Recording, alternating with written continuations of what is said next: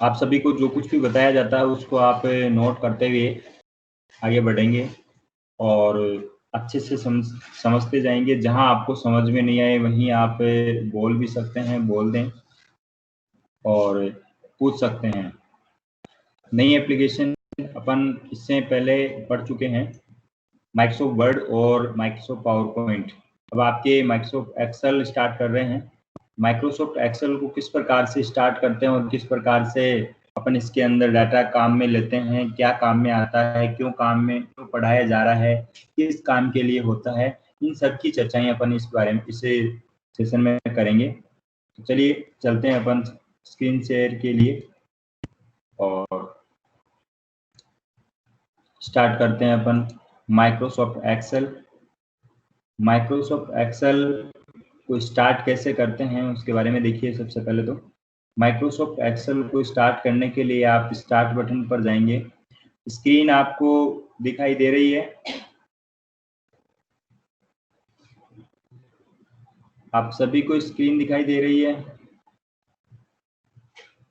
Yes sir. Okay,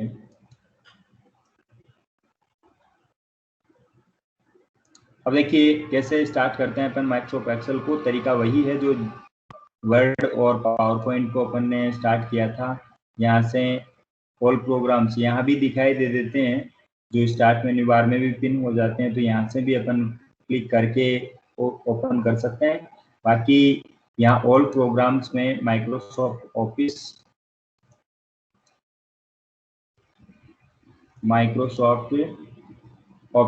पर click करके यहाँ से एक्सेल जो है, माइक्रोसॉफ्ट एक्सेल, ऑफिस एक्सेल, इस पर क्लिक करके अपन ओपन कर सकते हैं। उम्मीद है आप लोगों को ये एक्सेल स्टार्ट करना आ गया होगा। आप नोट भी कर सकते हैं इसको, यदि याद नहीं रहे तो start, all programmes, Microsoft office और माइक्रोसॉफ्ट ऑफिस एक्सेल। समझ रहे हैं? सबसे पहले क्या करेंगे, start, all programmes, Microsoft office, तीर का निशान लगाते हुए आप इस तरीके से लिख सकते हैं, ठीक है। और फिर माइक्रोसॉफ्ट ऑफिस के अंदर एक्सेल पे क्लिक करेंगे। इस तरीके से अपन एक्सेल, पावर पॉइंट और वर्ड तीनों को इसी प्रकार से अपन स्टार्ट कर सकते हैं, ठीक है। इसके बाद में माइक्रोसॉफ्ट एक्सेल की जो विंडोज आपको दिखाई देती है, माइक्रोसॉफ्ट एक्सेल विंडोज, इस एक्सेल विंडोज को अपन क्या काम में लेते हैं और क्यों पढ़ते हैं। सबसे पहले अपन यूं समझेंगे कि माइक्रोसॉफ्ट एक्सेल को पढ़ते क्यों हैं, इसकी जरूरत क्या है। माइक्रोसॉफ्ट एक्सेल को पढ़ने के लिए यानी कि विशेषकर ऑफिशियल वर्क काम में लिए जाते हैं। विशेष रूप से ऑफिशियल वर्क जो होते हैं वो इसके अंदर किए जाते हैं। ऑफिशियल वर्क में क्या होता है? ऑफिशियल वर्क में होता है अपने गणितीय गणनाएं जो भी होती है, विशेष रूप से डेटाज का यूज जहां किया जाता है, जहां आंकड़ों का संपादन किया जाता है, जहां गणितीय गणनाएं ज्यादा होती है, जहां फॉर्मूलों का यूज होता है, जहां सैलरी या और भी कोई मतलब न्यूमेरिकल वर्क जो होता है, डिजिट्स का, अंकों का जो गणितीय गणनाएं जहां ज्यादा होती है, उस जगह अपन को एक्सेल शीट का यूज करते हैं। फॉर एग्जाम्पल अपन यूं देखिए कि जैसे आपकी मार्कशीट बनानी है, तो मार्कशीट बनानी है तो उसके अंदर किस किस का यूज होगा? डाटाज का यूज होगा, जिसमें नेम होगा, फादर्स नेम, मदर्स नेम, आपके सब्जेक्ट्स होंगे और आपके प्रत्येक सब्जेक्ट में अंक भी होंगे, प्राप्तांक भी होंगे, तो उनकी गणनाएं भी की जाएगी। उसके अंदर टोटल भी किया जाएगा, प्रत्येक सब्जेक्ट का भी टोटल किया जाएगा। सब्जेक्ट में कैसे आपके प्रैक्टिकल नंबर कितने आए, आपके फर्स्ट टेस्ट में कितने आए, सेकंड टेस्ट में कितने आए, ये सारी गणनाएं किसमें की जाएगी? एक्सेल के अंदर। एक्सेल शीट के अंदर इजीली उसकी गणनाएं की जा सकती है। आपको सिर्फ और सिर्फ केवल और केवल आपको क्या करना होता है, उसके अंदर आपको प्राप्तांक यानी कि इनपुट डालना पड़ता है। उसके बाद में जोड़, बाकी, गुणा, भाग, जो मल्टीप्लिकेशन है, एडिशन है, सब्ट्रैक्शन है, डिवीजन है, ये सारी गणनाएं, ये सारी कैलकुलेशंस जो है ना, एक्सेल ऑटोमेटिकली कर लेता है। कैसे करता है इस बारे में अपन देखते हैं। सबसे पहले आपको मैंने बताया था कि एक्सेल की फाइल को क्या कहा जाता है, बड़ा क्वेश्चन बनता है। और कल का जो सेशन था आपके पावर पॉइंट का बहुत प्यारा रहा था, उसके लिए बहुत बहुत धन्यवाद एक बार आप सभी को, क्योंकि सभी ने सभी प्रश्नों का जवाब सही सही दिया था। माइक्रोसॉफ्ट पावर पॉइंट का जो ये स्टडी रही आपकी बहुत ही प्यारी रही और सभी को समझ में आई है। उसी प्रकार से मैं उम्मीद करता हूँ आप लोग एक्सेल को भी समझ पाएंगे और एक्सेल को भी क्लियर करेंगे। एक्सेल में सबसे पहले मैंने आपको बताया था एक्सेल की फाइल को क्या कहा जाता है, बताएंगे एक्सेल की फाइल को क्या कहते हैं? माइक्रोसॉफ्ट वर्ड की फाइल को क्या कहते हैं? डॉक्यूमेंट कहा जाता है। माइक्रोसॉफ्ट वर्ड की फाइल शाबाश डॉक्यूमेंट कहा जाता है। और पावर पॉइंट की फाइल को क्या कहा जाता है? प्रेजेंटेशन कहा जाता है, शाबाश। और एक्सेल की फाइल को क्या कहा जाता है, बताएंगे कोई? एक्सेल की फाइल को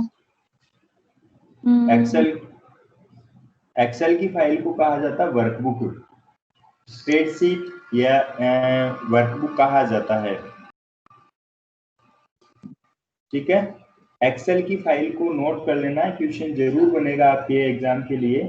एक्सेल की फाइल को वर्कबुक कहा जाता है, तीनों में से एक क्वेश्चन जरूर बनता है। वर्ड की फाइल को क्या कहा जाता है या एक्सेल की फाइल को, और पावर पॉइंट की फाइल को। इसके साथ ही इसके एक्सटेंशन नेम भी पूछे जाते हैं। वर्ड का एक्सटेंशन नेम है DOCX और पावर पॉइंट का है PPTX.PPTX और एक्सेल का एक्सटेंशन नेम होता है .XLX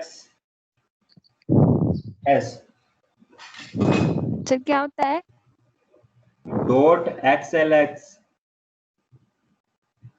थैंक यू सर। अब देखिए मैं आपको बता देता हूँ अपनी जो फाइल्स जो होती है, कोई भी एक्सेल की जो फाइल होगी उसके बारे में।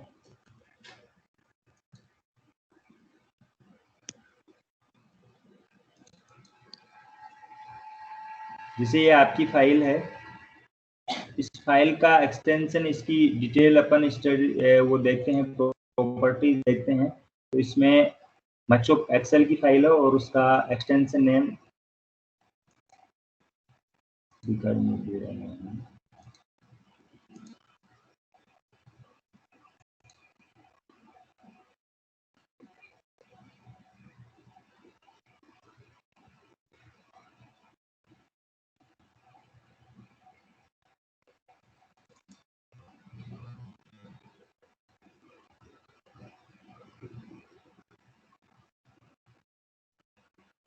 चलो ठीक है, कोई भी फाइल अपन लेकर के उसको उसके ऊपर स्टडी करते हैं और देखते हैं इसमें क्या। एक्सेल की जो फाइल है उसको अपन बोलते हैं क्या, वर्कबुक। और वर्कबुक का जो इसका एक्सटेंशन नेम बताया था मैंने XLSX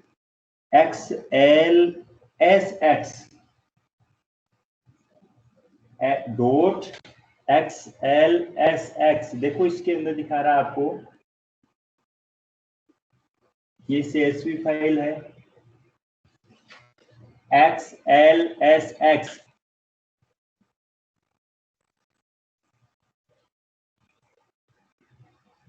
ये 2007 और 2010 वर्ड है, 2007 और 10। एक क्वेश्चन और भी बनता है, ध्यान रखना इस जगह कि 2007 और 10 वर्जन है। ये वर्ड 2007 में आया था और 2010 में आया था, 2003 में भी आया था। वर्ड जो है वर्ड के वर्जन है, जैसे अपने मोबाइल फोन्स के नहीं आते हैं क्या, जैसे Oppo 1, Vivo 1, 127, ऐसे में कुछ अलग अलग वर्जन आते हैं उसके ईयर के हिसाब से। ऐसे ही अपने जो विंडोज है, विंडोज जैसे Windows 2000, Windows 2000, Windows 98, Windows XP, Windows 2007, है ना।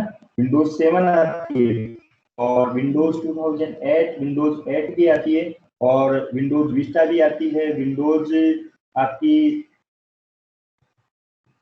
विंडोज 2010 भी है। अब ऐसे 10 के बाद में अभी तक विंडोज नहीं है। ऑपरेटिंग सिस्टम ये जो होता है तो कंप्यूटर को चलाने के लिए जो काम में लिया जाता है उसको ऑपरेटिंग सिस्टम, आपने सुना होगा एंड्रॉइड, एंड्रॉइड मोबाइल, ये एंड्रॉइड क्या है, ऑपरेटिंग सिस्टम है। एंड्रॉइड क्या है, मोबाइल का ऑपरेटिंग सिस्टम है। ये क्या काम में आता है, मोबाइल के हार्डवेयर को काम करने योग्य बनाता है। हार्डवेयर बोले तो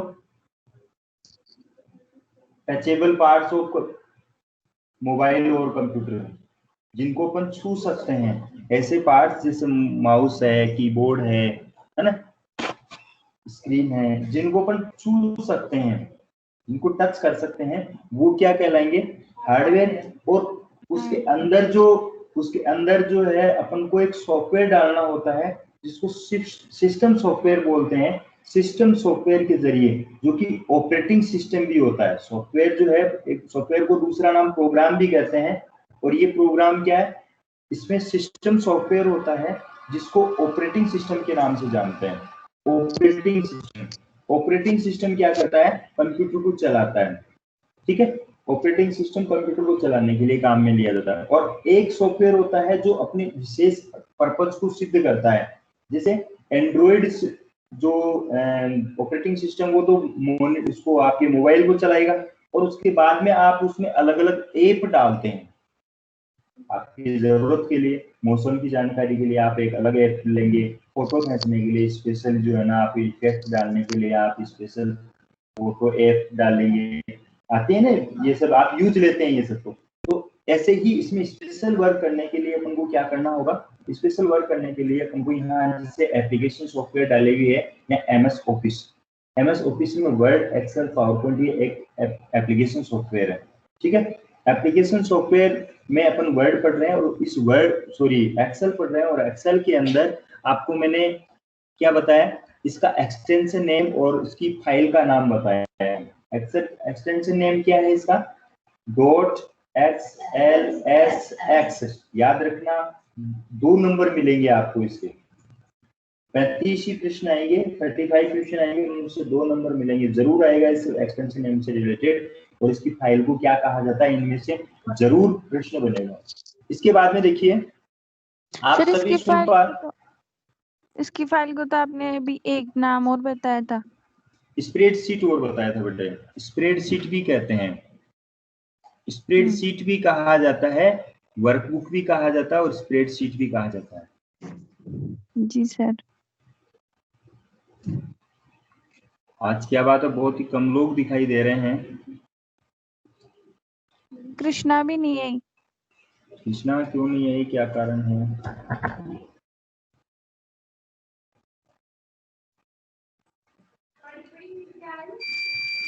बहुत कम लोग हैं, बैठे हैं, आराम कर रहे हैं, क्या बात है?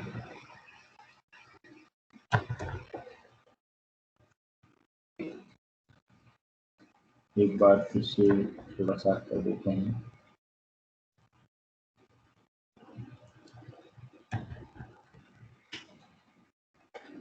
चलो आ जाएंगे, ऐड हो जाएंगे वो।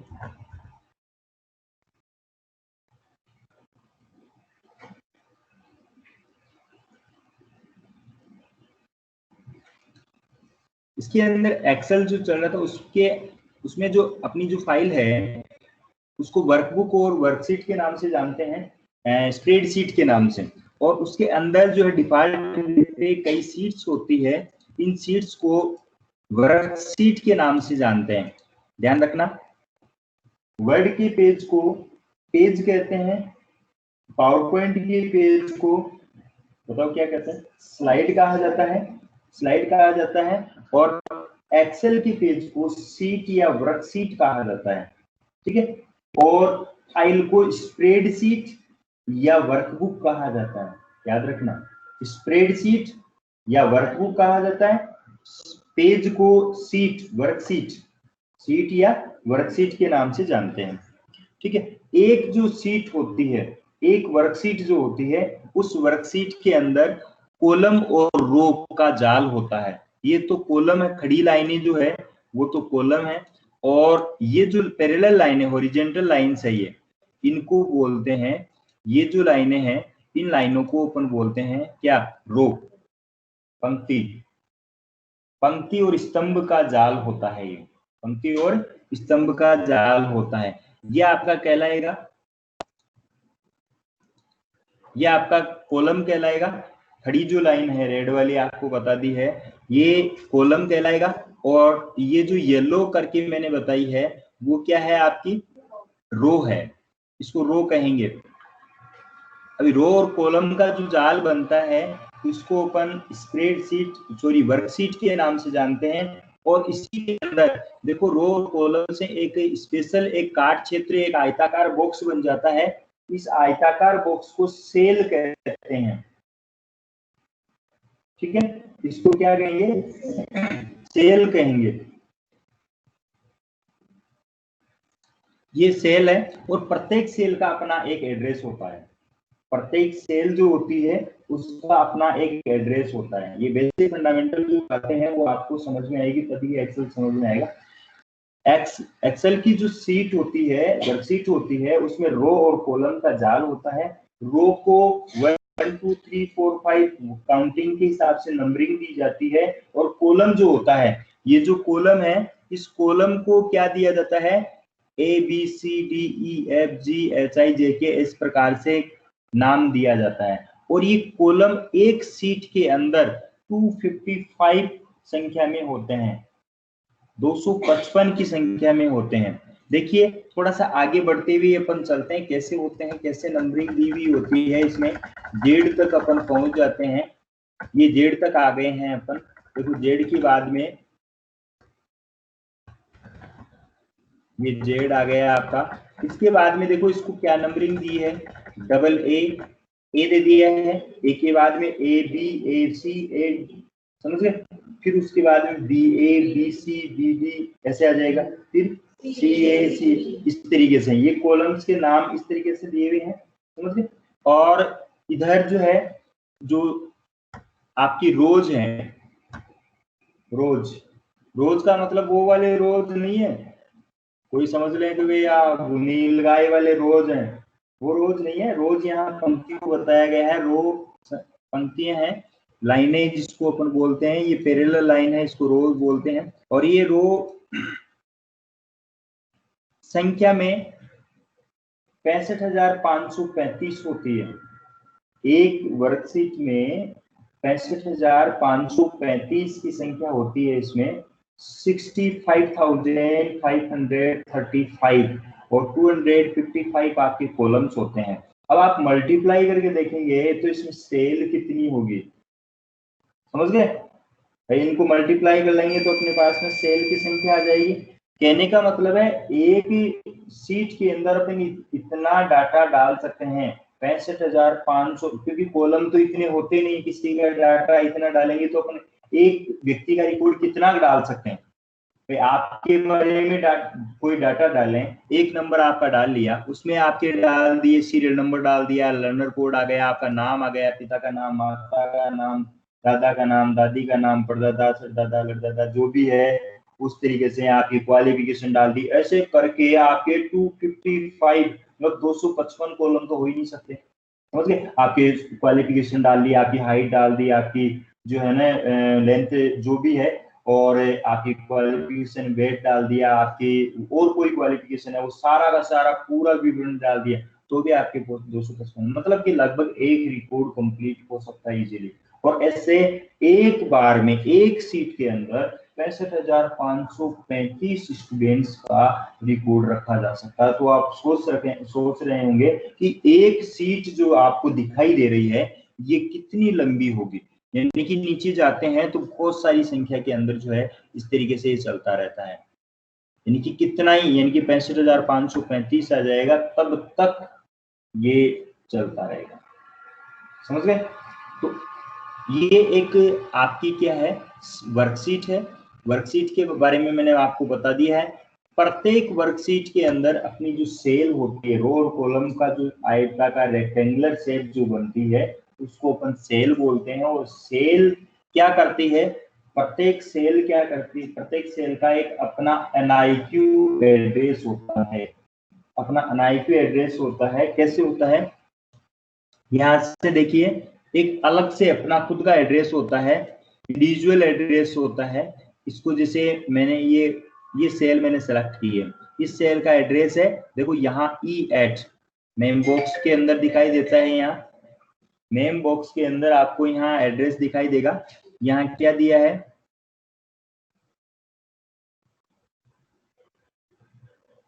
E कॉलम है, E कॉलम है ना, और 8 नंबर की रो है, तो इसका एड्रेस क्या हुआ, E8। मैं आपको इसका एड्रेस पूछना चाहूंगा, तो बताइए इसका क्या होगा। H तो कॉलम है और 6 क्या है, रो है, तो H6 इसका एड्रेस हो गया है, समझ गए। इसको बोलते हैं H6, यानी कि इसका एड्रेस, प्रत्येक सेल का एड्रेस हो गया। तो आप इससे पहचान सकते हैं, देख भी सकते हैं प्रत्येक। अच्छा, इससे रिलेटेड भी प्रश्न पूछा जाता है कि एड्रेस, एक्सेल में सेल का एड्रेस लिखा जाता है कैसे, पहले कॉलम और फिर रो की संख्या, ठीक है। अच्छा, इसको लिखते समय जैसे एज ए फॉर्मूला लिखते हैं, फॉर्मूले के रूप में लिखते हैं, तो उस क्वेश्चन में यदि अपन को किसी भी फॉर्मूले में जाना हो या किसी के, तो उसमें डॉलर साइन, जैसे इसका H6 है ना, तो डॉलर साइन जानते हैं, एस के ऊपर खड़ी लाइन जो होती है, डॉलर वाला चिन्ह, जैसे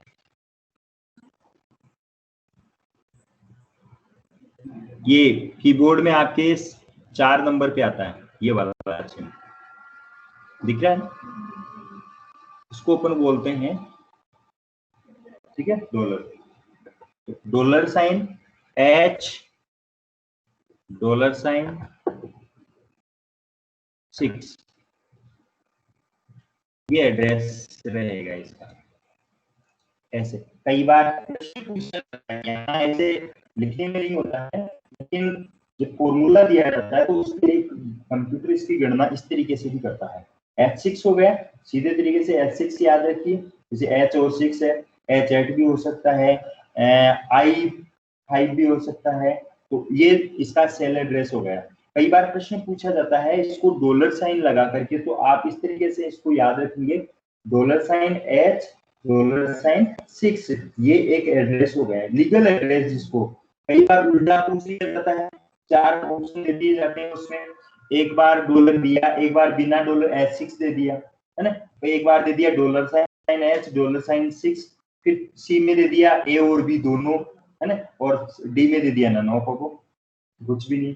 तो आप क्या करोगे, दोनों आ गए ना A और B, तो उत्तर कौन सा रहा आपका, सी, आंसर आपका सी रह गया ना। इस तरीके से आपको पूछा जाता है, तो इसका विशेष ध्यान रखना। ये सेल के, ये सेल आ गई आपकी। अब अपन आगे स्टडी करते हैं इसके बारे में, ये बेसिक जानकारी आपको दे दी है मैंने। यहाँ नेम बॉक्स है, ये नेम बॉक्स है, और ये फॉर्मूला बार है, इसको फॉर्मूला बार बोलते हैं। फॉर्मूला इसमें लिखा जाता है, सूत्र जिसको अपन बोलते हैं, सूत्रों का काम यहाँ बहुत ज्यादा होता है, सूत्रों के द्वारा ही काम होगा। और प्रत्येक सूत्र को लिखने से पहले इसमें इक्वल साइन लगाया जाता है, बराबर का चिन्ह लगाया जाता है। सुन रहे हैं सभी, सभी सुन पा रहे हैं, उसको आवाज आ रही है बेटे, और तो कोई बोलता ही नहीं है बेटे। Yes sir. हाँ, कोई नहीं बोलता, सब कि सब शायद मेरे हिसाब से ऐसे लगता है सिस्टम को चला देते हैं और फिर आराम से जो है अपना घर का काम करते हैं इस समय। क्यों प्रियंका, सही बात है ना? नहीं सर। तो फिर आप जवाब ही नहीं देते हैं, इसका मतलब ऐसे लगता है जैसे मैं अकेला ही बोले जा रहा हूँ और आप लोग सुन ही नहीं पा रहे हैं। वर्चुअल सामने होते तो रियलिटी में तो तब तो ऐसे समझते भाई हाँ ध्यान दे रहे हैं कि नहीं दे रहे हैं, मैं आपको धमका करके भी कह देता। अब आप वहां हो तो इसका तो अंदाजा आप बोलेंगे तभी पता लगेगा ना। ये मनीषा आसीवाल भी नहीं बोलती है, काम करती रहती है और बैठी रहती है। काम बहुत सारे होते हैं सर, पढ़ाई थोड़ी होती है, पढ़ाई पढ़ाई थोड़ी है सब कुछ, बहुत सारे काम होते हैं। वेरी गुड मनीषा, क्या बात है मनीषा।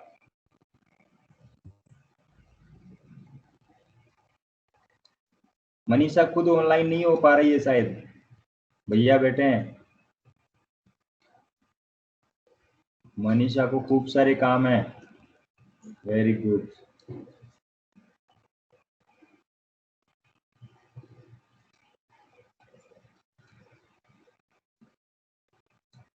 शाबाश।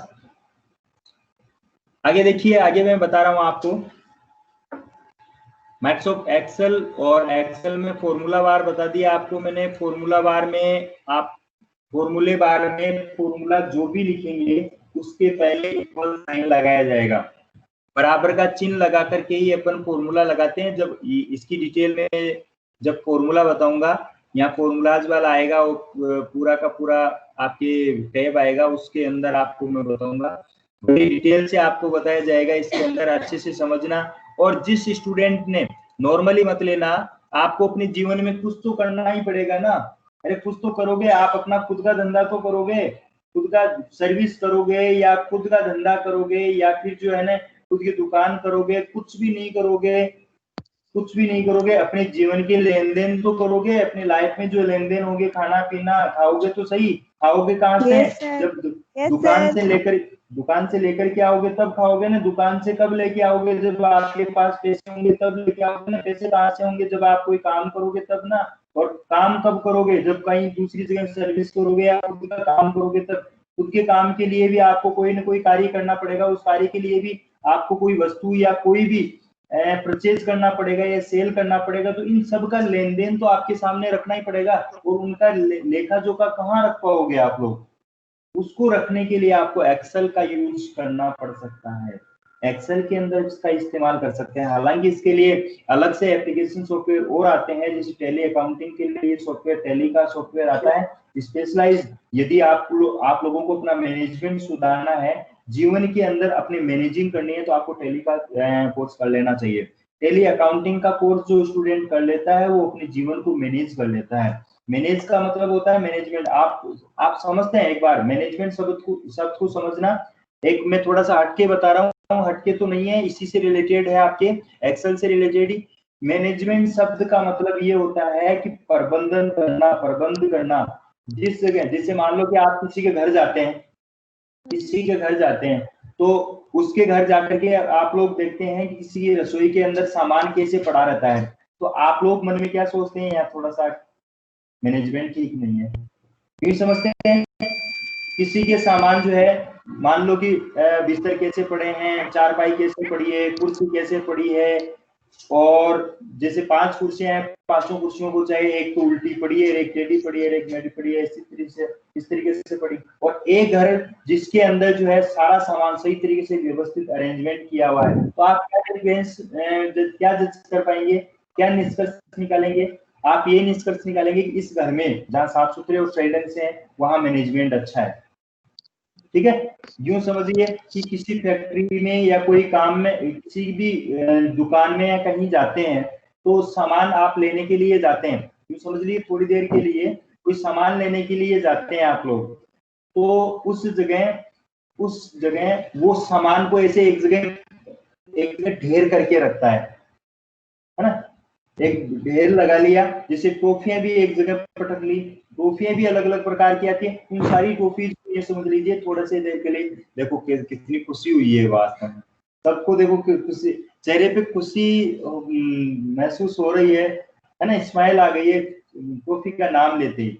अरे अलग अलग प्रकार की टॉफी है, वो टॉफी जो है क्या है, एक जगह इकट्ठी कर रखी है, और आपको चाहिए स्पेशल कोई टॉफी, है ना? उस टॉफी को आप उसको कहेंगे मेरे को जल्दी सी तुरंत वो जो है ना टॉफी दे दो, वो क्या करेगा? उसमें से ढूंढेगा, ढेर पड़ा है उसमें से, तो उसको टाइम लगेगा या नहीं लगेगा?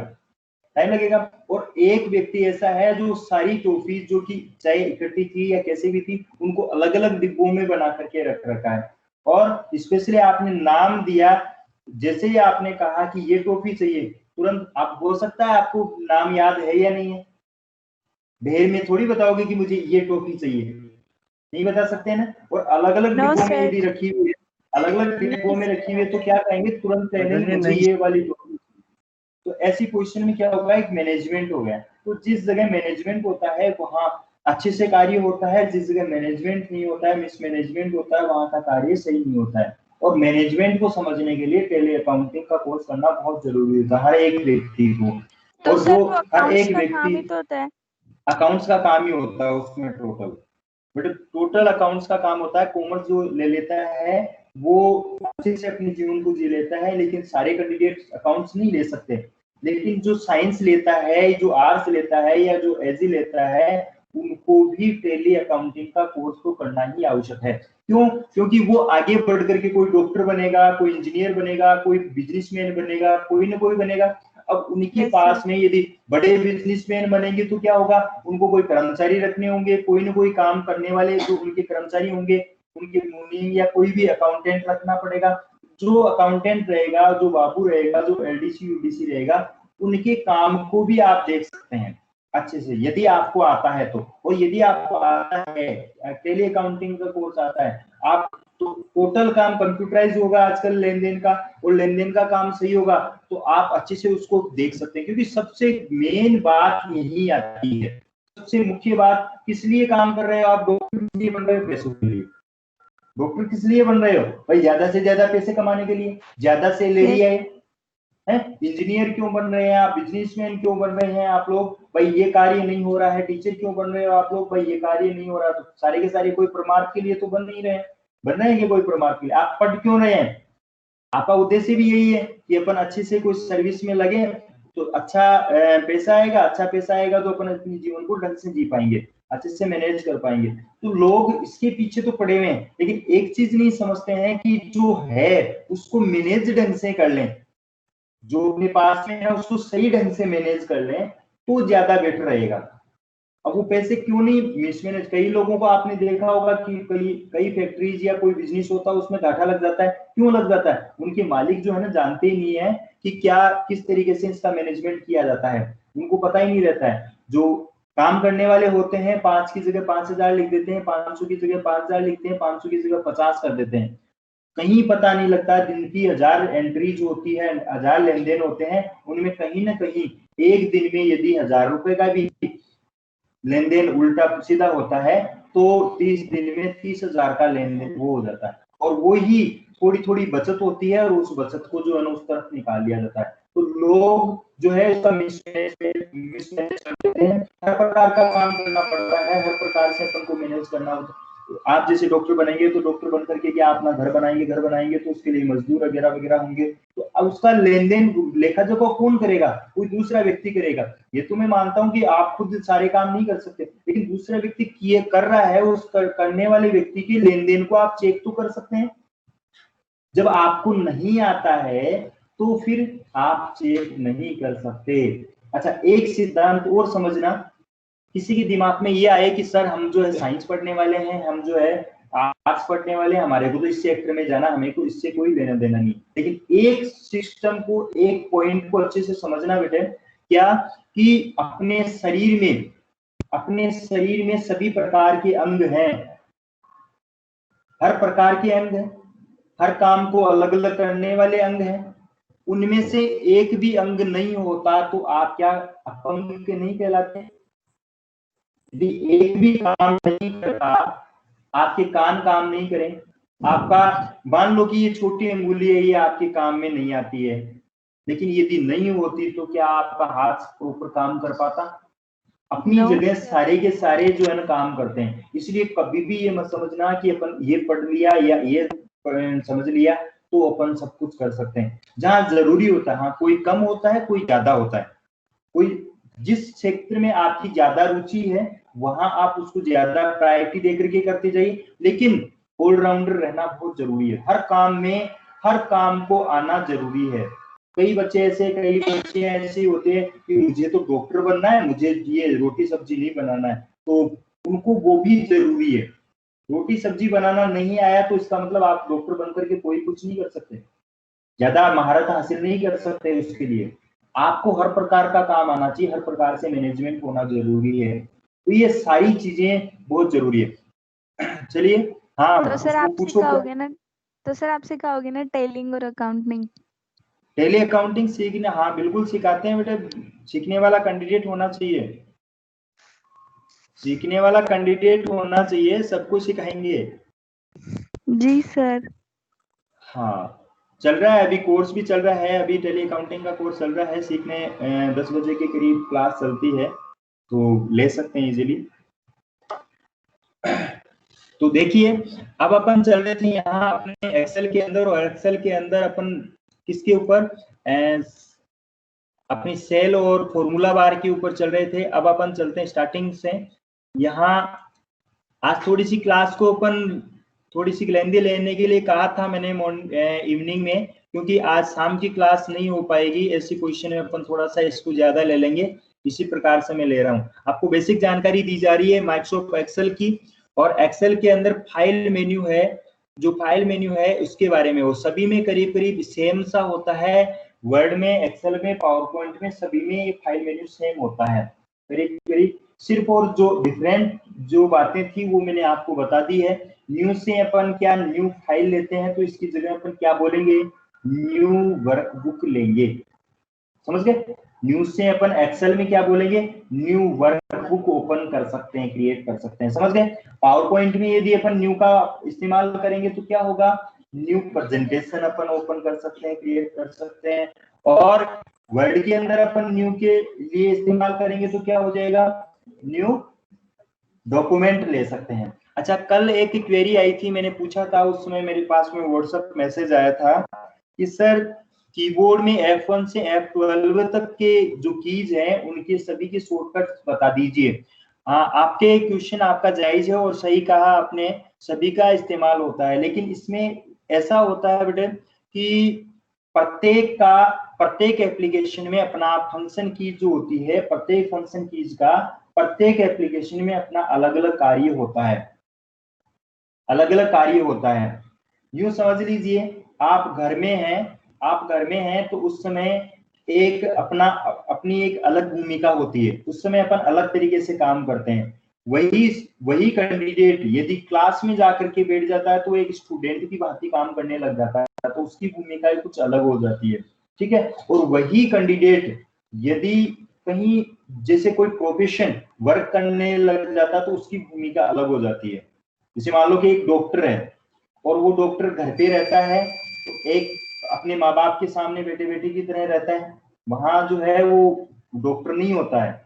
और वही कैंडिडेट यदि सीखने के उद्देश्य से वही डॉक्टर लैब में चला जाता है या अपनी क्लास में चला जाता है तो एज ए स्टूडेंट स्कॉलर कहलाएगा, ठीक है। और वही कैंडिडेट यदि पेशेंट को देखने लग गया तो उस समय वो डॉक्टर कहलाएगा, उसकी भूमिका अलग हो जाएगी, उसको अलग तरीके से कहेंगे। यानी कि उसको क्या कहेंगे, एक व्यक्ति एक ही है, एक ही व्यक्ति है, उस व्यक्ति को माँ बाप क्या कहेंगे, बेटा बेटी कहेंगे, नाम लेकर क्यों पुकारेंगे, ठीक है। क्लास में वो रहेगा तो क्या कहेंगे, उस समय एज ए स्टूडेंट, टीचर जो है ना, भले ही वो कितना ही अच्छा हो लेकिन स्टूडेंट कहकर के पुकारेगा, नाम से पुकारेगा, ठीक है। और या डॉक्टर जो भी है उसका नाम ले लेगा साथ में। और उसके बाद में यदि पेशेंट के पास में वही कैंडिडेट चला जाता है तो पेशेंट क्या कहेगा, नाम लेकर के बोलेगा, नहीं। अच्छा, एक चीज और ध्यान रखना, ये कुछ घटनाएं हैं मेरे साथ में भी घट चुकी है और मेरे सामने घट चुकी है। डॉक्टर्स को, विशेषकर फीमेल डॉक्टर्स को आप सिस्टर मत कह देना, है ना। वहां जाते ही अपन नॉर्मली अपन सिस्टर नाम से जानते हैं और सिस्टर बोल देते हैं तो गुस्सा हो जाएगी और आपके जो इंजेक्शन लगाती है वो जोर से लगा देगी, ये ध्यान रखना। उसको कभी भी सिस्टर मत बोलना। और लड़कियों की स्पेशल वो आदत रहती है कि वो सिस्टर बोल देती है, डॉक्टर हो जाती है। डॉक्टर को स्पेशली डॉक्टर, यदि सिस्टर है तो भी उसको डॉक्टर कह दीजिए, वो अच्छा और फील करेगी, है ना। तो आप सभी को डॉक्टर कहना शुरू कर दीजिए। और आज के बाद में किसी को मतलब इसमें जाकर के, हॉस्पिटल में जाकर के आप सिस्टर कहना बंद कर दीजिए, क्योंकि सिस्टर होगी, एनएम होगी, कंपाउंडर होंगे, तो वो भी क्या करेगी, अच्छा फील करेगी, भाई मेरे को डॉक्टर कह दिया, तो वो अच्छा आपका ट्रीटमेंट बहुत अच्छे से करेगी पहली बात, और डॉक्टर होगी वो अच्छा फील करेगी। यदि डॉक्टर को आप सिस्टर कहेंगे, डॉक्टर को आप सिस्टर कहेंगे तो उसको बहुत बुरा फील होता है और वो गुस्से में हो जाती है, या तो वो बोल देती है कि आपको मैं डॉक्टर सिस्टर दिख रही हूँ क्या, है ना, और या फिर कई तो बोल देती हैं और कई जो है गुस्से में हो जाती है, बोल नहीं पाती हो और उस गुस्से को निकालती है आपके ऊपर इंजेक्शन से, है ना। सही ढंग से ट्रीटमेंट, आपके कुछ लगा हुआ है तो दर्द कर देगी, जोर से दबाएगी वो उल्टा सीधा करके, तो उस तरीके से। तो आप इस बात का एक जनरल नॉलेज के लिए आपको मैंने एडवाइस दे दी है। खैर थोड़ा सा हटके अब अपन न्यू के अंदर चल रहे थे। न्यू में तो न्यू को समझाने के लिए मैंने ये सब बातें बताई थी। न्यू के लिए शॉर्टकट की क्या है, न्यू के लिए शॉर्टकट की मैं आपको एज ए RSCIT कोर्स के अनुसार नहीं पढ़ा रहा हूँ, मैं ये पेपर जो है ना, आप ओ लेवल कोर्स भी यदि बड़ा कोर्स भी करते हैं उसके अकॉर्डिंग जो है ना आप कर सकते हैं। गेट तो ओ लेवल कोर्स के अकॉर्डिंग मैं बता रहा हूँ आप लोगों को। ओ लेवल जो कोर्स है बड़ा, जो 1 साल का कोर्स होता है और नेशनल इंटरनेशनल लेवल का, ये तो आपके एक तरह से RSCIT कोर्स है, उसमें इतना सा एक साक्षर हुआ आप कंप्यूटर के बारे में। RSCIT कोर्स तो सिर्फ और सिर्फ जैसे जिस व्यक्ति को आपके दादा दादी जो है उनको नाम लिखना सिखा नहीं देते हैं अपन, नाम लिखना, वो केवल अपना नाम लिख सकते हैं, जैसे रट लेते हैं वो ऐसे ऐसे करके ऐसे बनाना है तो नाम लिखना आ गया, तो वो साक्षर कहलाते हैं भाई, ये नाम लिखना जानते हैं। ऐसे आपकी सिर्फ और सिर्फ साक्षरता के लिए ये RSCIT कोर्स है, केवल साक्षर लिटरेसी, कंप्यूटर लिटरेसी के लिए, साक्षरता के, कंप्यूटर साक्षरता के लिए कोर्स है, सिर्फ साक्षर हो रहे हैं। स्पेशलाइज्ड यदि आपको कोर्स है, यदि ये कंप्यूटर साइंस के अंदर जाना है और स्पेशल, वो किस काम में आता है, स्पेशल कोर्स आता है, आप किसी भी सर्विस में जाएंगे, सर्विस में तो जाना होगा, और हर एक सर्विस में आपको कंप्यूटर के क्वेश्चंस का एग्जाम दोगे तो भी कंप्यूटर क्वेश्चंस का सामना करना पड़ेगा, और जब आप सर्विस में लग जाओगे तो भी आप कंप्यूटर के लिए, कंप्यूटर के इस्तेमाल करने के लिए जरूरत होगी, नहीं होगी, क्योंकि आपको पता है हर एक कार्य किसमें होता है, कंप्यूटर के जरिए ही होता है। और साथ में यदि आपके पास में वो डिप्लोमा होता है, आप चाहे इंजीनियरिंग कर रहे हो, डॉक्टरेट नीट की तैयारी कर रहे हो या किसी भी प्रकार की, यदि उसमें ओ लेवल का डिप्लोमा साइड जॉब होता है, साइड में यदि अपने पास में परफॉर्मेंस होती है तो क्या होता है, उसको 5 नंबर मिलते हैं। आप चाहे आर्मी में जा रहे हैं, डिफेंस में जा रहे हैं, किसी भी प्रकार की कोई सर्विस में जा रहे हैं, आप जनरल सर्विसेज में जा रहे हैं, कहीं भी जा रहे हैं, तो आपके यदि ओ लेवल का डिप्लोमा है तो 5 नंबर आपको एड हो जाएंगे, आपको प्रायोरिटी अलग हो जाएगी, आपको सबसे पहले लेंगे कि ओ लेवल वाला 50 कैंडिडेट है, उसमें से 2 कैंडिडेट ओ लेवल किए हुए हैं, चलो आ जाओ आगे आ जाओ, उनके भले ही नंबर कम आ रहे हैं लेकिन उधर से जुड़ करके वो आगे हो गए, तो एडिशनल क्वालिटी। जैसे आपने देखा होगा एनसीसी कैडेट्स जो होते हैं उनको आर्मी के अंदर स्पेशल ले लिया जाता है, उनका कोटा ही अलग होता है, एनसीसी कैडेट्स जो होते हैं उनको अलग ले लिया जाता है। ठीक उसी प्रकार से ओ लेवल किए हुए कैंडिडेट्स को उनके 5 नंबर मिल जाते हैं, और 5 नंबर मिलने का मतलब तुरंत सर्विस लगना 100% पॉसिबिलिटी बढ़ जाती है। तो आप लोगों को ओ लेवल जैसे कोर्स जो है उस लेवल पे मैं पढ़ा रहा हूँ आपको। ये जो एक्सेल है ये एक तो आप पार्ट है आपका, जो RSCIT वाला है वो एक पेपर भी होता है ओ लेवल के अंदर, इसको आप उसी लेवल पे पढ़ा रहा हूँ, यानी कि ओ लेवल का जो पेपर है आपने उसमें देखा होगा वीडियोज के अंदर RSCIT के साथ में ओ लेवल भी लिखा हुआ आ रहा है ना, तो वो उसी प्रकार का पेपर है, तो इसको आप लाइटली मत लीजिए। हालांकि आपके पेपर, आपके लेवल का जो पेपर है उसमें इतने प्रश्न नहीं पूछे जाते, इतनी डिटेल नहीं पूछी जाती है, लेकिन मैं आपको उस लेवल पे पढ़ा रहा हूँ, इसलिए आपको ज्यादा टाइम लेकर के, यानी कि अभी तक तो मैंने थोड़ा सा काम बताया, थोड़ा सा टाइम लिया है, इसमें थोड़ा सा पार्ट भी नहीं हुआ है और आपका 1 घंटा पूरा हो गया है। तो आप देखिए न्यू के लिए कंट्रोल एन का इस्तेमाल करेंगे, और न्यू सीट लेने के लिए, न्यू के लिए न्यू से तो नई फाइल आ जाएगी, नई वर्कबुक आ जाएगी ब्लैंक वर्कबुक के नाम से, और क्रिएट करते ही ब्लैंक वर्कबुक आपके सामने होगी, जैसे यूं समझो कि ये ब्लैंक वर्कबुक आ गई है, ठीक है। अब आप इसके अंदर क्या करेंगे, मैं आपको नई सीट जोड़ने के लिए, जैसे सीट है सीट 1, सीट 2, सीट 3, ये डिफॉल्ट वे पे 3 वर्क, सीट 1, सीट 2, सीट 3 ये आती है, लेकिन यदि आपको और नई सीट जोड़नी हो तो उसके लिए क्या करेंगे, यहाँ आपके पास में न्यू वर्कशीट के नाम से, न्यू शीट के नाम से, इंसर्ट वर्कशीट के नाम से एक ऑप्शन आता है, यहाँ न्यू वर्कशीट, और शिफ्ट प्लस F11 इसकी शॉर्टकट की है, नोट कर लीजिए इसको, शिफ्ट प्लस F11। अच्छा, एक बात का विशेष ध्यान रखा करो, आप लोगों को एक अपने जीवन का, अपने जो लाइफ है, अपनी जो बॉडी है, उसके बारे में एक बड़ा एक रहस्य में बात बता रहा हूं मैं आपको, कि अपन जब भी कोई, आप सभी सीख रहे हैं, भले ही यहाँ पढ़ रहे हैं, अपने बुक्स पढ़ रहे हैं, अपने जो क्लास है उसका वर्क कर रहे हैं, तो वो सब कुछ अपने माइंड में अपन यही चाहते हैं कि वो दोबारा आ जाए, जब भी अपन चाहें, एक बार पढ़ लिया और वो दोबारा अपन को रिकॉल हो जाए, याद हो जाए। वो उसका तरीका एक ही है, आप इस सूत्र को, एक इस सिद्धांत को समझना कि अपन कंप्यूटर के अंदर किस फाइल को वापस ले सकते हैं, किस फाइल को वापस ओपन कर सकते हैं। जैसे आज अपन ने एक फाइल बना ली, तो समझिए कि ये फाइल मैंने बना ली है, बना रखी है, ये वाली, इसको वापस से 2 दिन बाद में मैं ओपन करना चाहता हूँ, तो कब ये ओपन होगी,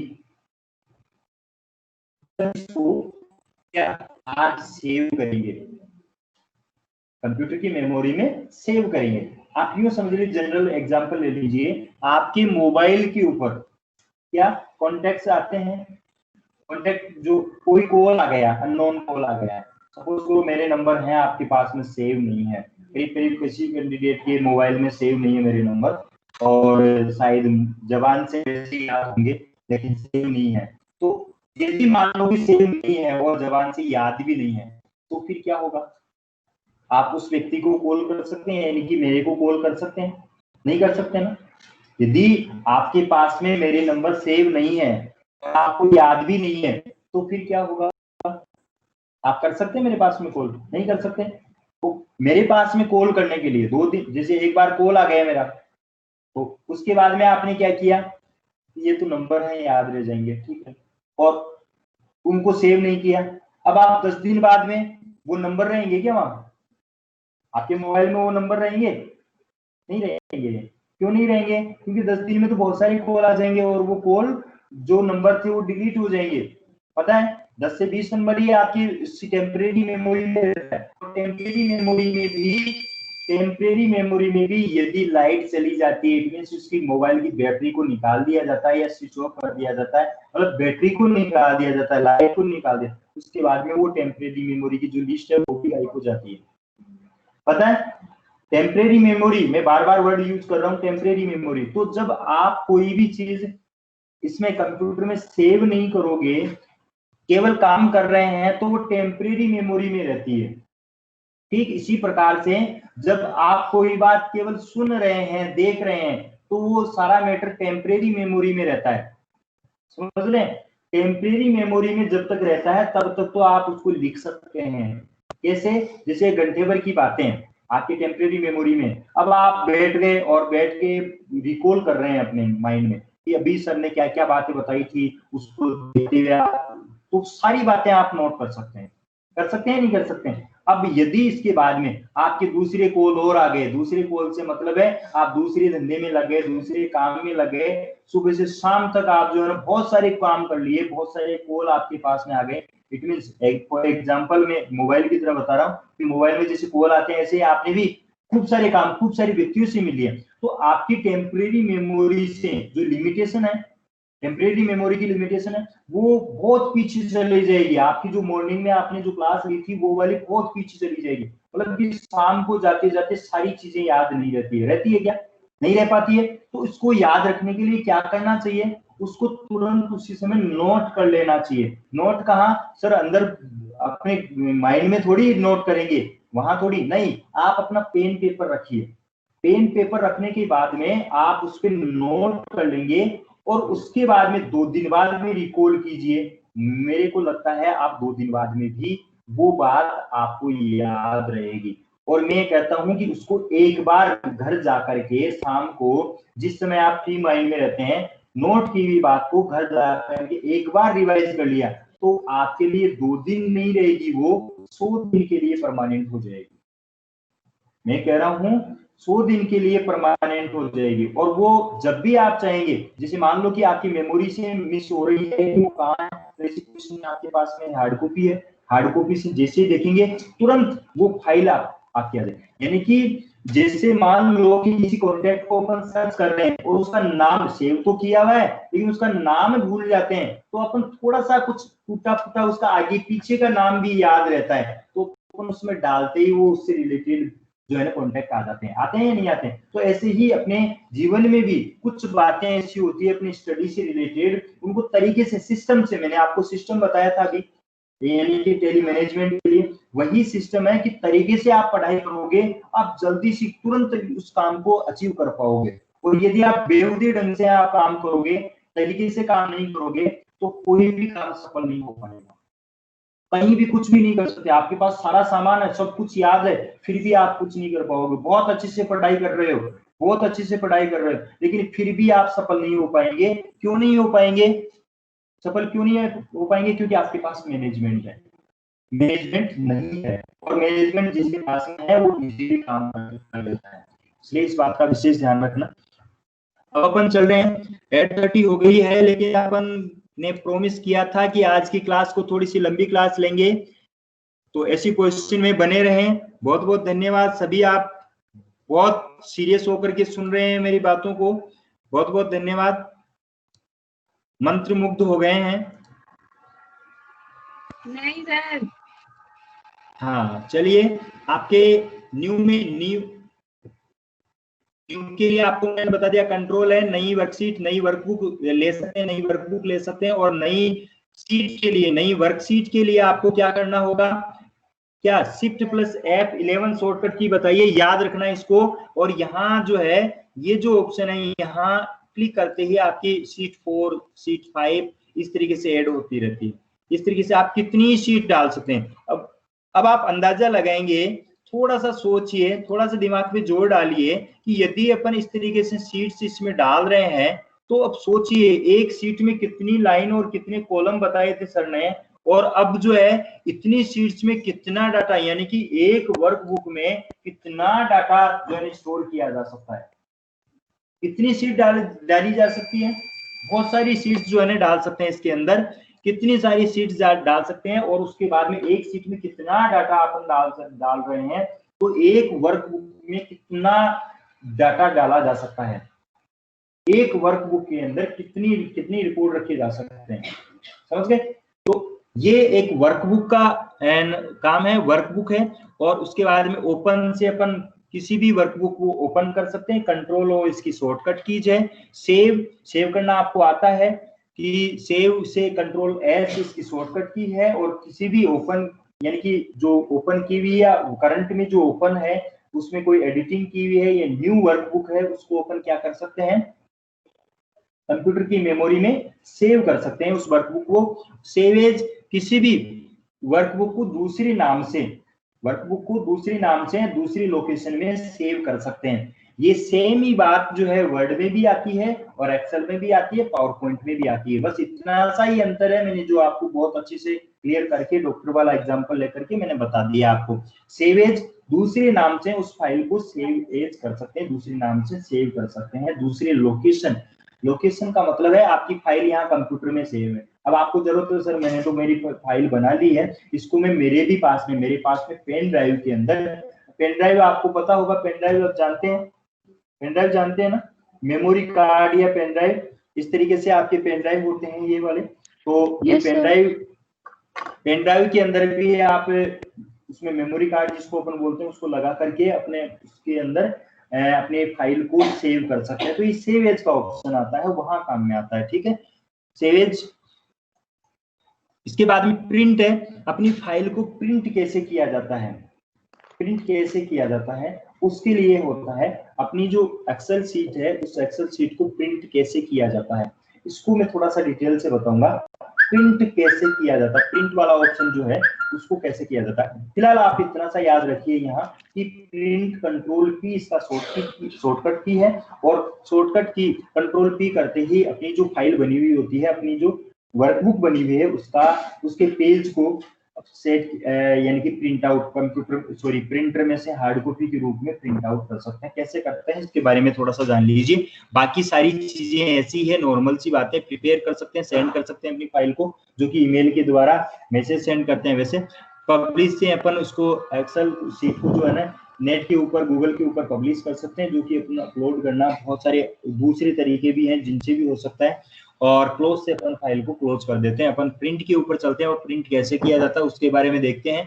प्रिंट में यहाँ जैसे ही प्रिंट के ऊपर क्लिक किया जाता है, एक क्विक प्रिंट होता है और प्रिंट प्रीव्यू होता है, 3 ऑप्शन होते हैं इसके अंदर। तीनों का यूज करना बहुत जरूरी है, तीनों को समझना बहुत जरूरी है, क्योंकि डिटेल स्टडी इसके बारे में पूछी जाती है, इसके अंदर से भी क्वेश्चन लिए जाते हैं, तो इसके लिए जानकारी जरूरी है। इसका शॉर्टकट की आपको मैंने बता दिया, क्या बताया, कंट्रोल प्लस पी। हाँ, कंट्रोल पी है। जैसे ही आप इसके ऊपर क्लिक करें, निकलवाया जाता है ना। हाँ, प्रिंट आउट निकाला जाता है इसमें। देखिए इसका ये डायलॉग बॉक्स आ रहा है आपके सामने। इस डायलॉग बॉक्स के अंदर क्या किया जाता है, इसमें नेम, प्रिंटर का नाम होता है। तो सबसे पहले इस डायलॉग बॉक्स के अंदर ये जो मैसेज बॉक्स आ रहा है, ये जो टेक्स्ट बॉक्स, एक तरह से डायलॉग बॉक्स बोलेंगे इसको। और इसको, अच्छा एक चीज मेरे को याद आ रही है इसमें, वो और मैं बता देता हूँ उसके बीच में। एक ये तो डायलॉग बॉक्स कहलाता है, इससे रिलेटेड प्रश्न आ जाता है, इसको डायलॉग बॉक्स बोलेंगे। अच्छा, इसको हटा करके इसके बाद में मैं जिसे राइट क्लिक कर रहा हूँ तो ये एक बॉक्स आ रहा है, इसको पॉपअप मेन्यू बोलते हैं, POPUP, पॉपअप मेन्यू। इसको याद रखना, पॉपअप मेन्यू कहते हैं इसको। इसको क्या कहते हैं, पॉपअप मेन्यू कहते हैं।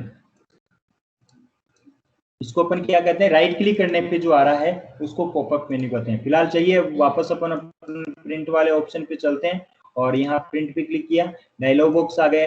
इस डायलॉग बॉक्स में नेम है, नेम किसका है, प्रिंटर का नाम है। प्रिंटर जैसे HP LaserJet 1020, fax LaserJet CP 1025, Maxo XPS document writer, ये अलग अलग प्रकार के प्रिंटर्स हैं। तो ऐसी पोजीशन में आप अपनी फाइल को प्रिंट कर सकते हैं। देखिए कैसे कैसे, यदि XP ये LaserJet लेंगे तो ये जैसे आपका प्रिंटर, फिजिकल प्रिंटर जुड़ा हुआ होता है तो उससे लीड जुड़ी भी है, तो आप इसको सेलेक्ट करके, जैसे सेलेक्ट करेंगे यहाँ से आ गया और आप प्रिंट पे क्लिक करेंगे, ओके करते ही वो फाइल उसमें से प्रिंट होकर के निकल जाती है। समझ में आया? यानी कि यहाँ से नाम सेलेक्ट करना जरूरी है। नाम कैसे सेलेक्ट करोगे, उसके लिए आपको फिजिकली अपनी आंखों से देखना होगा उस प्रिंटर का नाम क्या है। प्रिंटर के ऊपर उसका नाम लिखा हुआ होता है, उस प्रिंटर को देख करके आप कहीं भी कोई ऑफिशियल वर्क करते हैं या कहीं भी आपको प्रिंट आउट निकालने की जरूरत होती है उस पोजीशन में। कई बार क्या होता है, आपके घर पे भी प्रिंटर होता है या नया प्रिंटर ले आते हैं, उस पोजीशन में क्या होता है कि आप प्रिंट नहीं दे सकते, क्या यही सीख के आए, फिर पापा का फोन आता है, सर आपने ये बच्चों को यही सिखाया कि प्रिंट निकालना ही नहीं आता है। मतलब कमी थोड़ी सी रह जाती है अपनी, क्या कि यहाँ से प्रिंटर का नाम ही सिलेक्ट नहीं किया, फिर आप कॉल करोगे सर मैंने प्रिंट किया है और वो प्रिंट आउट नहीं आता है, तो क्या करें, उसमें प्रिंटर का नाम आपको सिलेक्ट करना होगा। जब तक प्रिंटर का नाम सिलेक्ट नहीं करेंगे तब तक वो प्रिंट नहीं हो पाएगा, ठीक है। अच्छा, इसके बाद में देखो प्रिंट रेंज है, प्रिंट रेंज।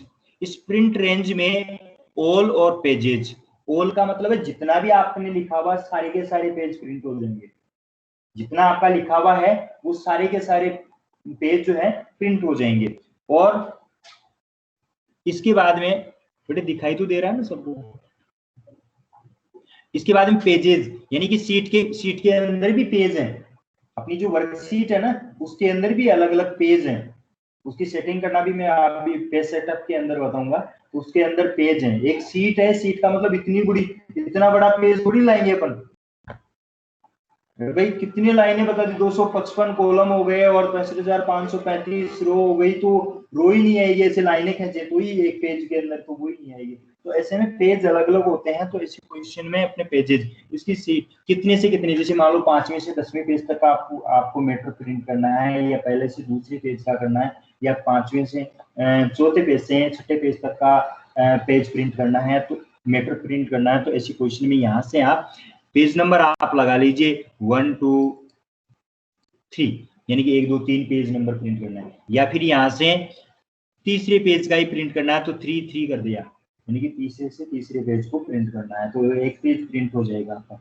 अच्छा ठीक है, इसके बाद में ओपीज, ये प्रिंट रेंज है, याद रखना डायलॉग बॉक्स को। आपके सामने जब जैसे आप इसको प्रैक्टिकल करो, या वीडियो को देखो तो उस समय आप इसको पॉज करके इस डायलॉग बॉक्स को आप नोट कर लेना अपनी नोटबुक के अंदर। वैसे ये सारे डायलॉग बॉक्स आपकी बुक के अंदर लिखे हुए हैं, बुक के अंदर छपे हुए हैं सारे के सारे, जैसे मैं बता रहा हूँ वैसे के वैसे ही उसके अंदर भी दिए हुए हैं, तो आप इसका इस्तेमाल कर सकते हैं, देख सकते हैं। बुक आपके फिजिकली बुक नहीं दी गई है, आपकी अब आएगी, और कुछ को दी हुई है, तो आप वर्चुअल बुक आप इसमें व्हाट्सएप ग्रुप पे जुड़े हुए हैं, सभी को जोड़ दिया गया है, शायद जो नहीं जुड़ा हुआ है तो जुड़ जाए। और उसके ऊपर वर्कबुक जो है ना, एक जो एक्सेल ये जो इसकी RSCT की जो बुक है वो मैंने डाल रखी है, PDF बुक डाल रखी है, उसको आप पेज को खोल करके देख सकते हैं सारे में, यानी कि 12 बाय 13 चैप्टर है एक्सेल का, 13 चैप्टर में आप इस्तेमाल कर सकते हैं इसका। इसके बाद में देखिए यहाँ कॉपीज है, नंबर ऑफ कॉपीज, उसकी कितनी कॉपी चाहिए। कॉपी का मतलब फोटोकॉपी, समझ रहे हैं, कॉपी का मतलब क्या है, फोटोकॉपी। तो कितनी फोटोकॉपी चाहिए आपको, यानी कि उसी की प्रतियां कितनी चाहिए। एक पेज है उसी मुझे 5 पेजों में 5 प्रतियों में चाहिए, तो उसको अपन ले सकते हैं 5 के प्रिंट आउट निकाल सकते हैं। कैसे, जैसे मान लो कि कोई बिल है, उसकी 2 प्रतियां, एक तो अपन को हार्ड कॉपी यानी कि सेव करके रखनी है, अपनी फाइल में रखनी है कि भाई देवे ये हो जाए तो अपन कहाँ से डाटा लेंगे या किस तरीके से दूसरों को क्या बताएंगे। जैसे एक तो हार्ड कॉपी सुरक्षित सेव रखते हैं अपन, और दूसरी अपन दूसरों को दे देते हैं। इस तरीके से अपन को 1-2 कॉपी संख्या में लेनी होती है, एक ही लेनी है तो एक रखिए, 2 लेनी है 4 लेनी है तो आप इस पे क्लिक कर दीजिए। इसके बाद में प्रिंट व्हाट, क्या प्रिंट करना है, प्रिंट क्या करना है। आपकी वर्कबुक जो है, आपकी वर्कबुक के अंदर जो सीट है, आपकी वर्कबुक में जो सीट है, सीट आपको पता है कई सारी सीट है, अभी आपको मैंने बताया था वो सीट 1, सीट 2, सीट 3, सीट 4, ये जो सीट्स हैं, मान लो कि सीट नंबर जो है 13 के अंदर आपका मैटर है, उसको आपको प्रिंट करना है और वो सिलेक्ट किया हुआ है, तो सिलेक्शन को आप सिलेक्ट कर लीजिए यहाँ से। यदि आपका सिलेक्ट किया हुआ है, आपकी सीट में खूब सारा मैटर है, लेकिन आपको तो जो सिलेक्ट किया हुआ है उसी मैटर को सिलेक्ट करना, समझ रहे हैं। सिलेक्ट कैसे करते हैं अभी मैं एक बार और बता देता हूँ। यहाँ सिलेक्ट करना देखो कैसे होता है। अपन यहाँ इसमें चलते हैं और फर्स्ट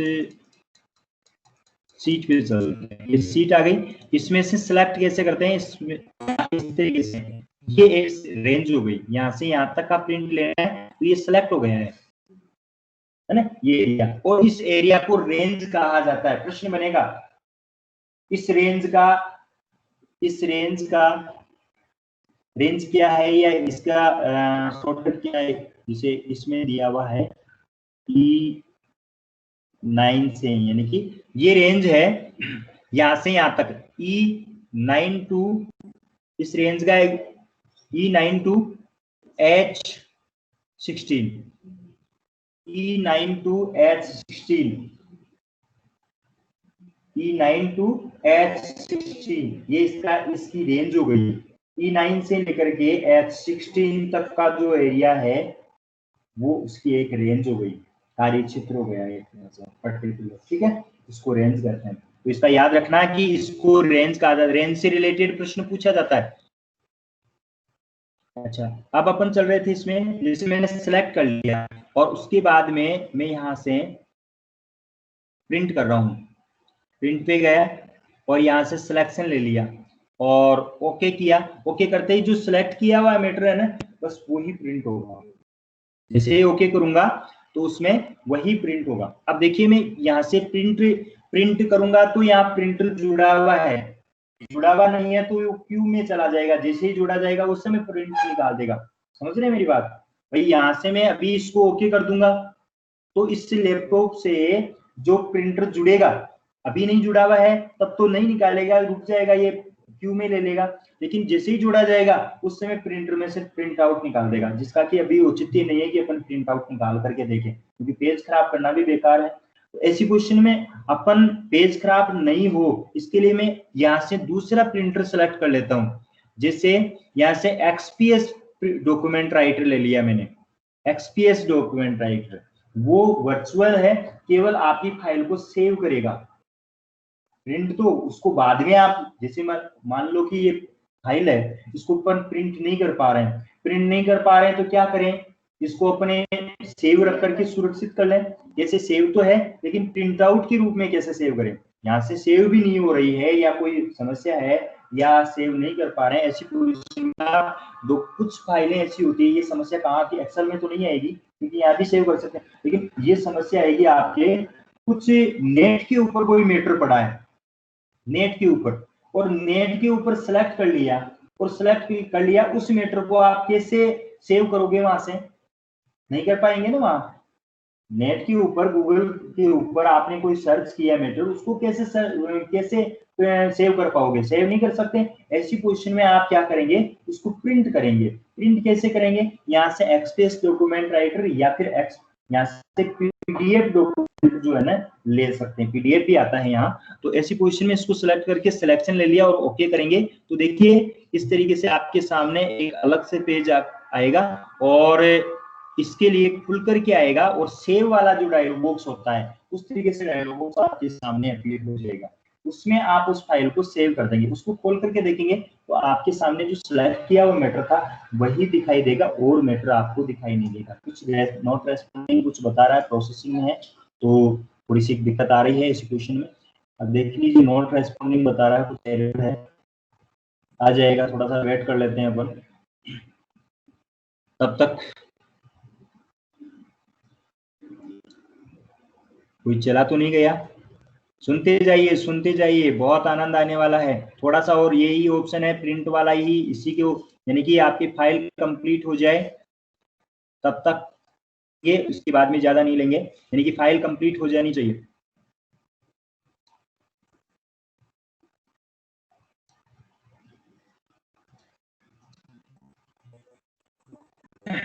गोल गोल घूम रहा है अभी तक, तो इट मींस प्रोसेसिंग में है। सर वर्कबुक को ओपन करने की की कौन सी है? कंट्रोल ओ। ओपन करने के लिए कंट्रोल ओ का इस्तेमाल किया जाता है, कंट्रोल के साथ में ओ बटन दबाएंगे। तो सर प्रिंट आउट हुआ ना, अपन अपने फोन से भी तो निकलवा सकते हैं ना, फोन में जो डेटा होता है। फोन के डेटा को भी निकाल सकते हैं, बिल्कुल निकाल सकते हैं बेटा। फोन में जो डेटा होता है उसका भी अपन प्रिंट आउट निकाल सकते हैं। खुशबू पूछ रही है कि फोन में जो डेटा होता है उसका प्रिंट आउट भी निकाल सकते हैं क्या, तो फोन के डेटा को भी निकाल सकते हैं और फोन से प्रिंट भी कर सकते हैं। बस आता है कि आपका प्रिंटर ऑनलाइन होना चाहिए, आपका जो मीटर है या जो आपका जो प्रिंटर है वो ऑनलाइन हो। जैसे आपने देखा होगा जो स्पीकर होता है ब्लूटूथ से चलता है, इतना तो पता है आपको। हाँ। भाई ब्लूटूथ से स्पीकर चलता है, दूसरी जगह स्पीकर पड़ा रहता है और वो स्पीकर जो है ना अपना मोबाइल कहीं रहता है, अपन चाहे जो बजा सकते हैं उस पर, ऐसा होता है। ठीक इसी प्रकार से प्रिंटर भी वैसा ही होता है। तो आप जो प्रिंट करना चाहें उसमें ब्लूटूथ आ जाता है, ब्लूटूथ से आपका प्रिंटर का नाम आ जाता है, उसको सिलेक्ट कर लीजिए।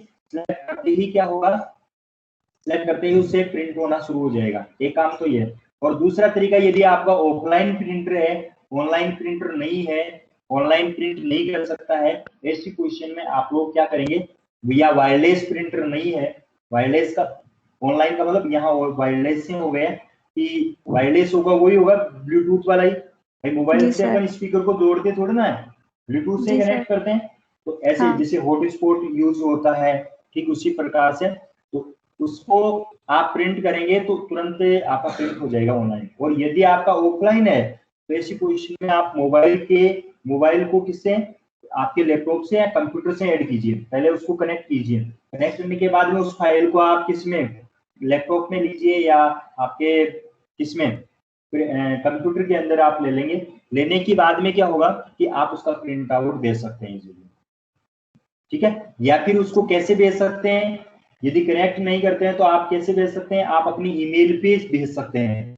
मोबाइल से आप ईमेल कर सकते हैं, ईमेल कर दिया, ईमेल को आप मोबाइल पे सॉरी लैपटॉप के ऊपर आप कंप्यूटर के ऊपर ओपन करके उससे डाउनलोड करके उसे प्रिंट कर सकते हैं। इस तरीके से हो सकता है। या फिर किसी फाइल को अपन भेजते हैं तो उसके लिए क्या किया जा सकता है, उसमें आप ब्लूटूथ के जरिए भी भेज सकते हैं। जैसे आप एक दूसरे मोबाइल में फाइल को ट्रांसफर नहीं करते हैं ना सर, फाइल को ट्रांसफर करने का तरीका लीड लगा करके भी किया जा सकता है। यूएसबी केबल जो होती है आपके मोबाइल को कंप्यूटर से यूएसबी के जरिए भी ऐड करके कनेक्ट करके लिया जा सकता है। ये गोल गोल घूम रहा है, इट मींस टाइम लेगा, और इसको अपन कैंसिल करते हुए चलते हैं, कैंसिल कर देते हैं इसको। नॉट रेस्पॉन्डिंग बता रहा है, मतलब यूं है कि जैसे सेव वाला डायलॉग बॉक्स आता है वैसे सेव वाला डायलॉग बॉक्स आता है, वहां अपना नाम लिखते हुए उसको सेव कर दो, इतना ही काम आगेगा। और वो फाइल जो होगी उस फाइल के अंदर मात्र और मात्र क्या आपके वो ही कुछ एरर आ जाती है, आ गई है इसमें। अपन कोई दूसरी फाइल के अंदर चलते हुए लेते हैं, एरर है।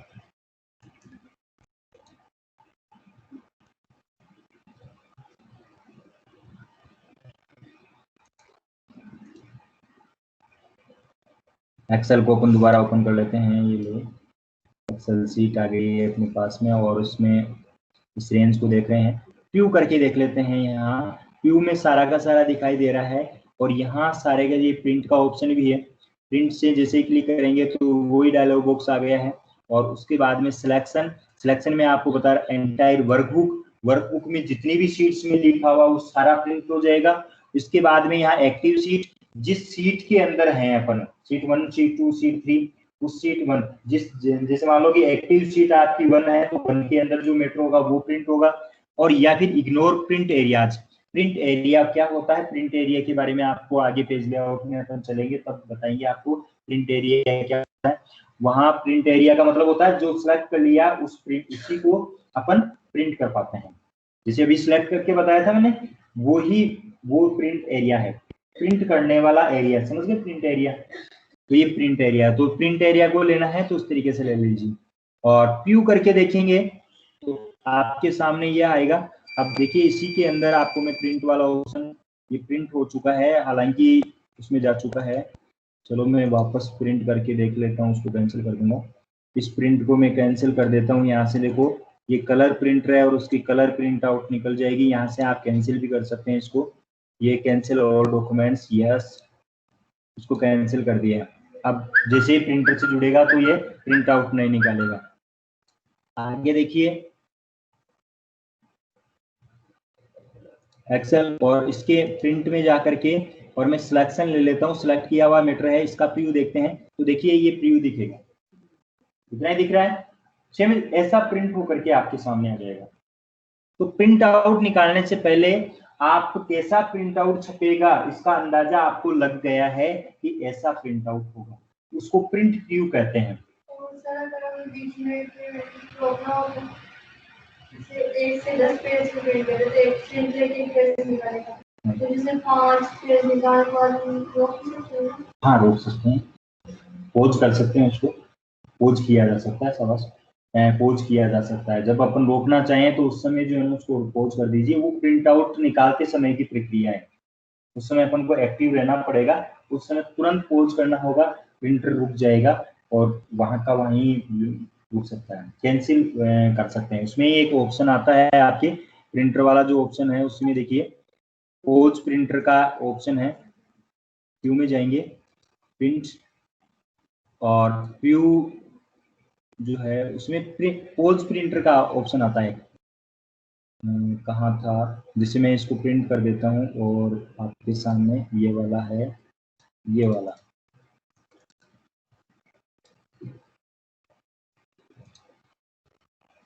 चलो प्रिंट दे करके देखते हैं मैं पहले।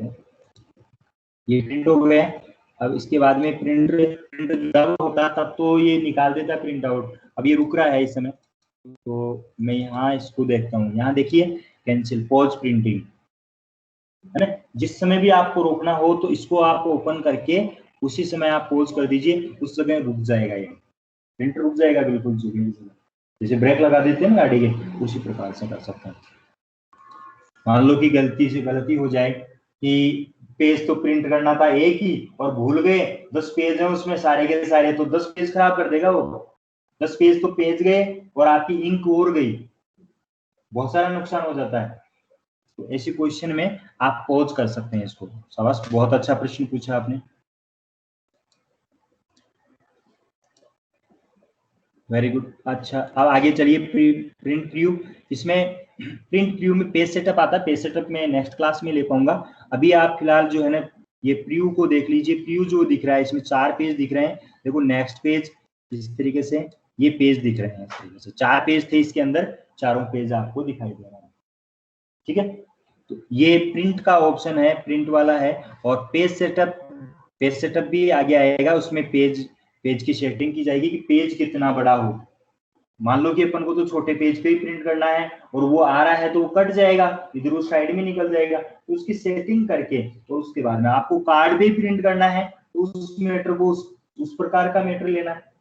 जैसे एक छोटे कार्ड के ऊपर मान लो कि एक जैसे आपका एडमिट कार्ड आता है, एडमिट कार्ड छोटा आता है, पेज का आधा ही आता है एक तरह से। एक जो पेज होता है A4 साइज वाला पेज होता है उसका आधा आता है लगभग, तो उसी पे प्रिंट करना है। यदि अपने प्रिंट तो बोले A4 पे तो आधा मीटर प्रिंट हो पाएगा। तो ऐसी पोजीशन में अपन को क्या करना होगा, उसके लिए अपन को क्या यहाँ से पेज की सेटिंग करनी होगी। तो पेज सेटिंग आपको कल बताएंगे। थोड़ा सा लंबा टाइम हो गया, लंबी रिकॉर्डिंग हो रही है, इसलिए अपन ज्यादा नहीं कर पाएंगे। और आज आपका ये फाइल मेन्यू तक ही रखेंगे। बहुत अच्छा, उन्होंने बड़े धैर्य के साथ में सुना है और सभी अभी इस समय लाइव हैं, बहुत बहुत धन्यवाद की पात्र हैं। अच्छा, सूचना मैं आपको देना चाहूंगा, शाम की क्लास से आज की इवनिंग की क्लास नहीं हो पाएगी। शाम को आपको जो क्लास दी जा रही है वो नहीं हो पाएगी। अच्छा, अब आगे जो है क्लास होगी, आगे जो शाम की क्लास होगी उसमें कौन सा मैटर दिया जाएगा या क्या किसका टेस्ट लिया जाएगा, किस टेस्ट के बारे में चर्चा की जाएगी, इट मीन्स आपको क्या तैयारी करनी है। आप एडवांस में एक्सेल की तैयारी करेंगे। मैंने बहुत सारी बातें बता दी एक्सेल से रिलेटेड, तो आपको कुछ बातें आ जाएगी और कुछ बातें नहीं आएगी। तो एक्सेल वाला जो चैप्टर है उसको आपको रीड कर लेना है। जो आप पढ़ोगे तो कुछ बातें नहीं आएगी तो आपको इगरनेस, आपकी उत्सुकता बढ़ जाएगी। तो आपके सामने ये आ जाएगा कि इस तरीके के क्वेश्चन भी आते हैं। और जब पढ़ोगे आप इसको, जैसे आगे पढ़ते जाओगे, तो पेपर एक बार देख लिया तो आपको अच्छे से समझ में आ जाएगा ये चैप्टर जब अपन क्लियर करेंगे। तो कल शाम को, कल तक आप तैयारी करें। आज और कल का 2 दिन का टाइम है आपके सामने। कल शाम को आपका टेस्ट होगा इसका, और उस टेस्ट के अंदर आप लोगों को क्या करना है, एक्सेल की तैयारी करनी है। एक्सेल का टेस्ट होगा, ठीक है। और किसी प्रकार की कोई समस्या हो तो आप बताइए।